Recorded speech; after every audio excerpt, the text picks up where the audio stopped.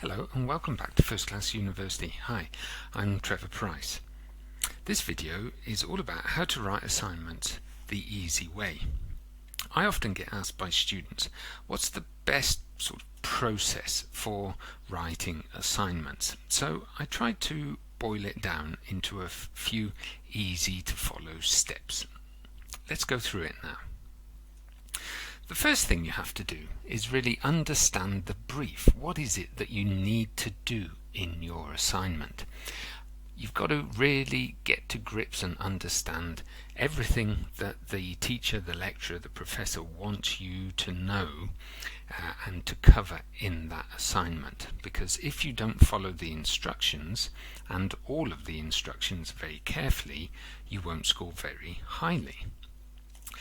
After that, it's a great idea to get hold of some key texts, anything that's been written or said or published about the topic that your assignment is about. So read those key things, listen to the key podcasts, videos, radio shows, TV shows, read the newspapers, read the reports, anything that is really key to help you understand all the things that you need to cover in your assignment. So that could be the theory, how the theory is applied, the basic principles behind the ideas that you need to discuss, any points that the tutor or the professor has told you that you need to cover. Perhaps you need to critically analyze various points of view, take on board conflicting and often confusing information, but by reading these key texts and getting the essence and the insights from those articles and literature, you'll be in a really good place to ground your work. It's kind of like building the foundation. The next stage after that is to write a first draft. So this is a very rough and ready, well, not quite ready, draft of your work. And in that draft, make sure that you refer back to the things that you need to cover in your assignment. So this could be things like the first principles, the key texts that you found and read, current thinking and the current ideas that are really up to date to show that you're really at the cutting edge of this topic area and that you're really meeting the brief that you understood in the first step of the process. Following on from that, after you've got your first draft ready, I would leave it for a while if you've got time, just a short, perhaps a couple of days. That gives your mind time to mull over and to perhaps come up with some new ideas, new input that you hadn't thought about before. Then go back to the first draft and edit the work. So you'll probably find lots of spelling and grammatical, perhaps some syntax errors, some typing errors, but also think about the structure of your assignment. Does it actually meet the brief that you were given? Does it meet all the requirements within that brief? And is it structured well? And does it, you think, make the reader happy and feel easy to read your work in terms of the requirements that it has to fulfill? Once you're happy with that edited version, so the edited version of your first draft is as good as it could be at that point, get some feedback on it.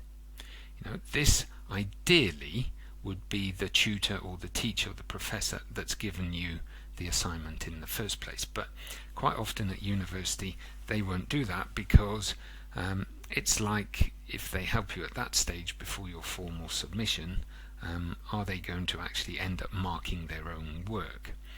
But still, you can get feedback from others. Perhaps you could ask your friends, your neighbours, your family to read through your work because they might spot things like spelling, grammatical errors. They might unearth areas that don't quite understand or don't quite make sense. Perhaps they can show you things that might be missing or could be better with your first draft. Then you need to edit again based on that feedback, and if you've allowed yourself a gap between your first draft production and getting that feedback returned to you, you might actually have thought of new things, new ways of structuring your work that are improvements. So you'll definitely need a second edit of the work.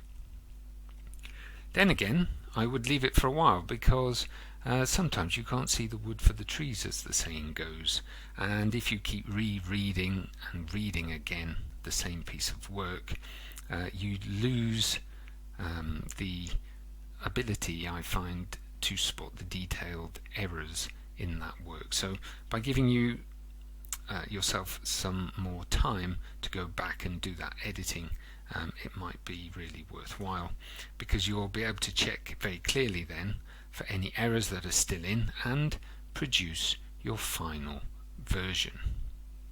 So once you've got that final version, do a very last check for easy to fix errors. At this stage you'll probably be very close to the submission deadline, and so you have to be mindful of that.